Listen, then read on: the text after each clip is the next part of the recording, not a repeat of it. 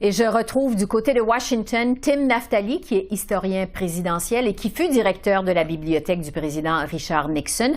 Bonsoir, Tim. Bonsoir, Esther.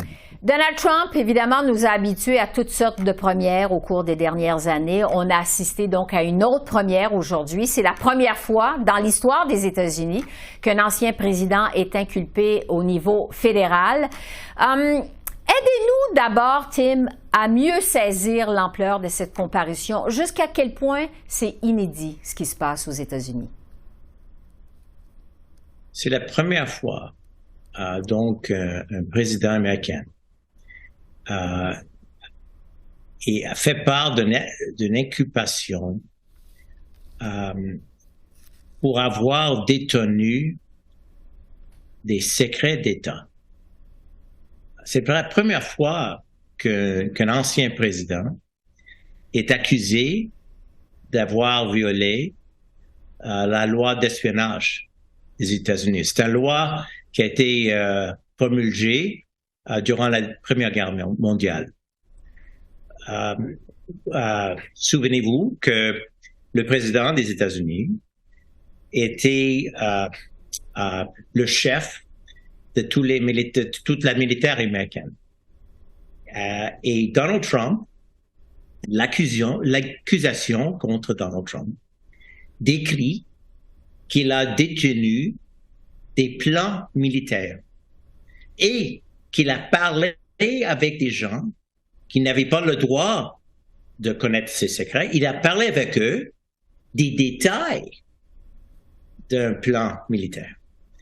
Alors, c'est un événement qui est difficile de concevoir.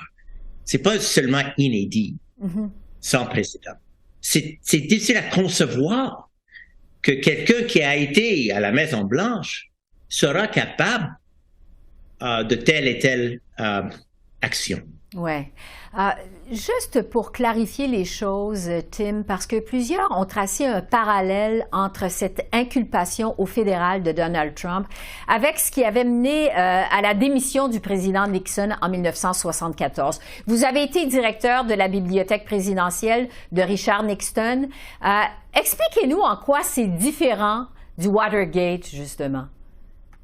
Comme votre auditoire sait bien, on a déjà discuté les crimes de M. Nixon. Mais l'activité qui est au centre de l'accusation d'aujourd'hui, en ce qui concerne M. Trump, est d'une manière qui est inconçue, impossible à concevoir pour Nixon. Dans l'ère de Nixon, dans la période dont il a été président, le président lui-même a détenu les documents de la présidence comme sa propriété. C'est à cause de Nixon et Watergate que le Congrès et le président Jimmy Carter a changé la loi en ce qui concerne les documents présidentiels. En effet, Donald Trump est le premier d'être le cible d'une enquête qui est seulement possible à cause de l'affaire Watergate. Nixon avait le droit de détenir des documents après son présidence. C'était la loi américaine en 1974. Mais maintenant, ce n'est pas la loi. Alors, il n'y a pas de parallèle parce qu'il n'y avait pas de loi concernant les documents présidentiels à l'ère de la démissionnement de président Nixon. Oui, c'est intéressant quand même. Cette comparution, Tim Naftali, elle survient en pleine course à l'investiture républicaine. Donald Trump, on le sait, veut reprendre les clés de la Maison-Blanche en 2024. Vous savez, nous, au Canada, on aurait de la difficulté à concevoir qu'un candidat qui est sous le coup des accusations fédérales comme Donald Trump puisse se faire élire premier ministre du pays. Comment est-ce que c'est possible que ça se produise aux États-Unis? Qu'est-ce qu'on peut dire? Premièrement, je ne suis pas un prestidigitateur. On ne sait pas ce qui va arriver en 2024. Mais premièrement, il faut constater qu'un citoyen est innocent avant d'être prouvé. Il faut qu'un cour détermine qu'un citoyen est coupable. Mm-hmm. L'accusation soi-même n'est pas la même chose que la preuve de culpabilité. Ouais. Alors, M. Trump doit avoir le droit de se présenter comme candidat s'il est seulement le cible d'une accusation. Il doit avoir le droit. Ça ne veut pas dire que son parti politique doit lui choisir comme candidat. Et c'est la grande question.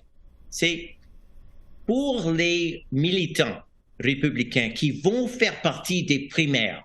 Au Canada, on sait bien que les gens qui choisissent le président, les gens qui se présentent comme président, ce n'est pas tous les militants du Parti républicain. C'est seulement les gens qui sont les plus militants des militants qui font partie des primaires.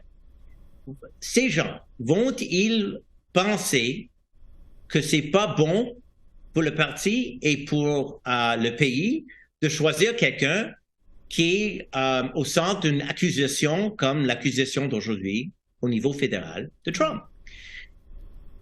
On va voir.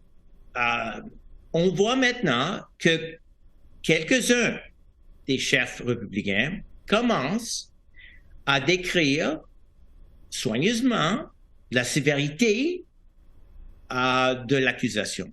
Mais la plupart des chefs politiques républicains, maintenant, soit ils donnent leur approbation à Trump, ils appuient Trump, ou ils disent rien. Il y a beaucoup de militants maintenant qui sont confus, qui ne comprennent pas la sévérité de l'accusation.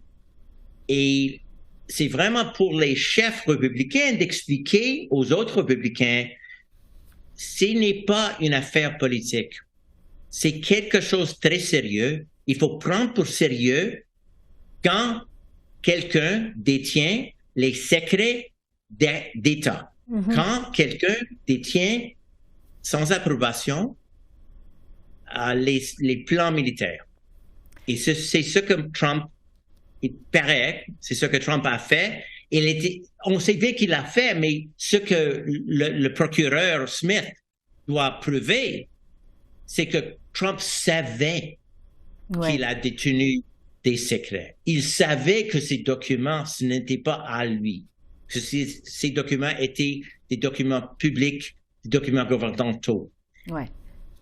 C'est très important pour les militants républicains de comprendre ça. S'ils ne comprennent pas ça, c'est tout à fait possible que Donald Trump sera choisi pour se présenter comme le candidat républicain en 2024. Alors, on verra l'impact de ces accusations sur l'investiture républicaine. Tim Naftali, merci beaucoup. Merci. Merci, Esther. Merci à vous.